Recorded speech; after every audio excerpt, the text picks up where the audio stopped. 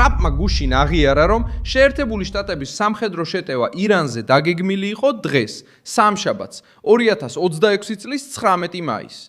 და მან გადადო შეტევა მას შემდეგ, რაც კატარის, საუდის არაბეთისა და არაბთა გაერთიანებული საამიროების ლიდერებმა მეტი დროს თხოვეს თეირანთან ბირთვული შეთანხმების მისაღწევად. გამჟღავნება არ ყოფილა ანონიმური გაჟონვის ან მოგონილი კულისების შედეგი. ეს თავად პრეზიდენტმა გაამჟღავნა, რომელმაც თქვა, რომ ოპერაცია უკვე მზად იყო, პენტაგონი მოქმედებისთვის მზადყოფნაში იყო და ბრძანება მხოლოდ იმიტომ შეჩერდა, რომ სპარსეთის ყურის მოკავშირეებმა ბოლო დიპლომატიური შანსისთვის ითხოვეს დრო. მაგრამ დონალდ ტრამპმა მუქარა არ მოხსნა. მან გუშინ შეაჩერა თავდასხმა და გადაწყვეტილება დღევანდელ დღეზე გადადო. და მან კაფიოდ აღნიშნა, რომ პიტ ჰექსეთი, გენერალი დენ ქეინი და ამერიკული ძალები მზადყოფნაში უნდა დარჩნენ, რათა ნებისმიერ მომენტში იმოქმედონ, თუ ირანის რეჟიმი მოლაპარაკებას დროის გაწელვად გამოიყენებს. აღიარება შოკისმომგვრელია, რადგან აჩვენებს, რომ ირანი რამდენიმე საათის სხვაობით გადაურჩა და არა საკუთარი ძალებით. და ეხლა სამშაბათს ის პირდაპირ თეთრი სახლის ზეწოლის ქვეშ შედის.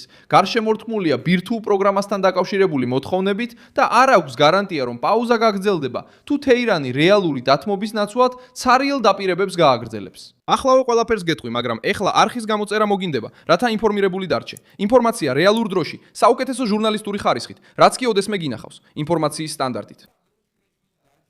მთავრობა გადადებას უკან დახევად არ წარმოაჩენს, ის დროებით გაუქმებას, საჯარო ულტიმატუმად აქცევს. შეერთებული შტატების პრეზიდენტმა განაცხადა, რომ მოლაპარაკებები მიმდინარეობს, მაგრამ მკაფიოდ აღნიშნა, რომ შეიარაღებული ძალები მზად უნდა იყვნენ ნებისმიერ დროს იმოქმედონ, თუ ირანი არ დათანხმდება ვაშინგტონისთვის მისაღებ შეთანხმებას. ზეწოლა დღის წესრიგიდან არ მოხსნილა, მან უბრალოდ ფორმა შეიცვალა. დაუყოვნებელი მოქმედების ნაცვლად ის თეთრი სახლის პოლიტიკურ ვადებში შევიდა.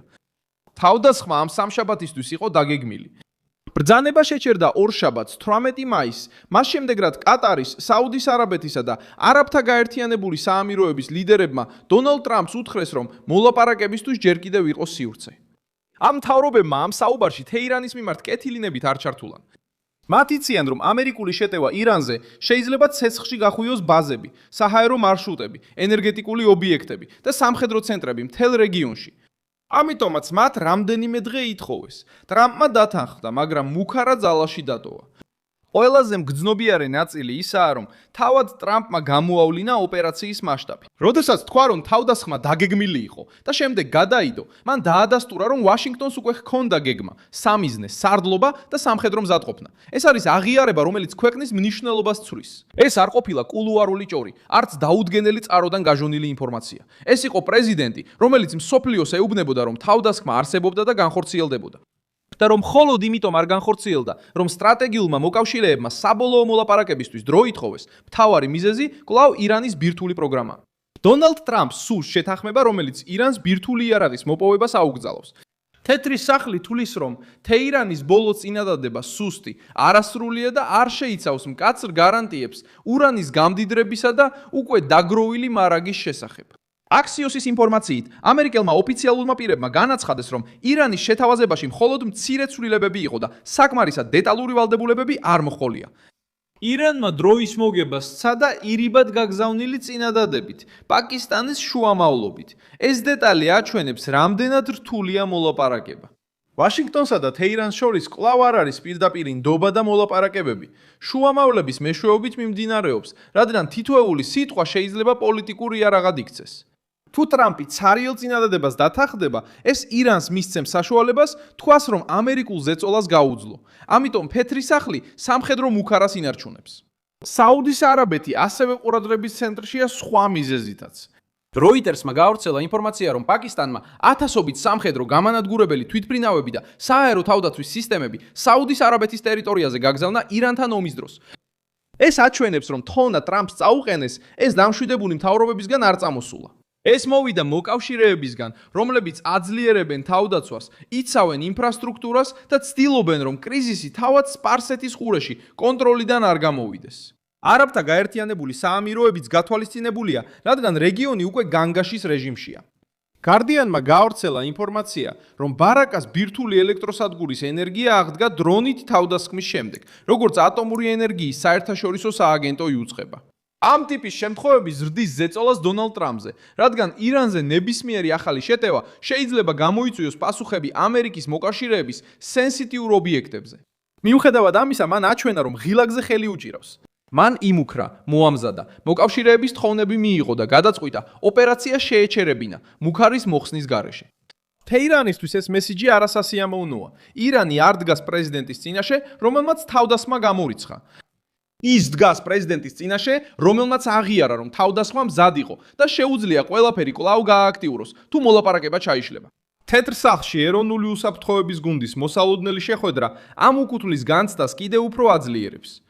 დონალდ ტრამპი თავის მთავარ მრჩევლებთან ერთად სამხედრო ვარიანტებს განიხილავს, ხოლო ამავე დროს აფასებს, ცდილობს თუ არა ირანი მხოლოდ რამდენიმე დრით პოლიტიკურად გადარჩენას. ეხლა კითხვა ის კი არ არის, ქონდა თუ არა ვაშინგტონს გეგმა. ამას დონალდ ტრამპმა უკვე აღიარა. კითხვა, წავა თუ არა თეირანი რეალურ დათმობაზე, რათა პაუზა დასრულდეს. ზეწოლა აიატოლებზეც გაიზარდა, რადგან ირანის წინადადებამ ვერ დაარწმუნა. ამერიკელმა ოფიციალურმა პირებმა აღნიშნეს, რომ არ არსებობს მტკიცე ვალდებულებები გამდიდრების შეჩერებასა და უკვე არსებული ბირთვული მასალის ბედთან დაკავშირებით.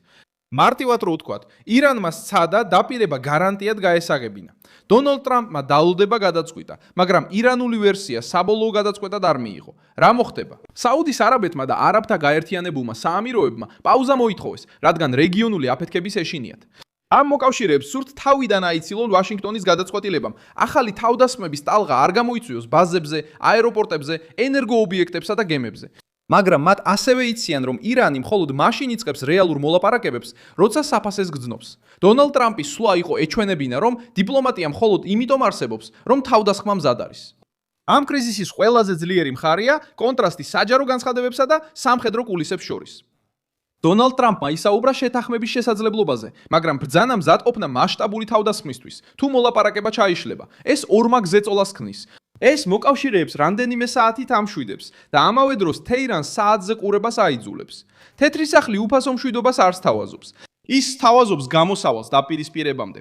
ეხლა რა მოხდება შემდეგ? სამ ნაბიჯზეა დამოკიდებული. ირანმა უნდა წარადგინოს უფრო მკაცრი და გადამოწმებადი წინადადება. სპარსეთის ხურის მოკავშირეებმა უნდა დაუმტკიცონ დონალდ ტრამპს, რომ დიპლომატიური შესაძლებლობის ფანჯარა დროის დაკარგვა არ არის. და ამერიკელი სამხედროები კვლავ მოლოდინის რეჟიმში არიან, რადგან ბრძანება გადაიდო, მაგრამ არ გაუქმებულა. ტრამპის აღიარებამ თეირანისთვის კრიზისი მკვეთრად გამოავლინა. ირანმა დრო მოიგო, მაგრამ უსაფრთხოება ვერ მოიპოვა. თუ ახალი რაუნდი ჩავარდება, თავად ტრამპის განცხადება წინასწარი გაფრთხილება იქნება, რომ პაუზა შეიძლება დასრულდეს. სხვა გრძელი განცხადების, სხვა ახსნისა და ირანის რეჟიმისთვის სხვა პოლიტიკური შანსის გარეშე. მე ვარ მილსონ ალვესი. ინტერნაციონალისტი ვარ და ჩემი მიზანია ყოველდღე სიმართლით კარგად დაგაინფორმირო. სიახლეების ბულები ვიდეოს აღწერაშია. მოიწონე ეს ვიდეო, გამოიწერე არხი და ბოლოს გადახედე კომენტარებს, რომ კიდევ უფრო მეტად ჩაერთო ვილსონ ალვესის საზოგადოებაში.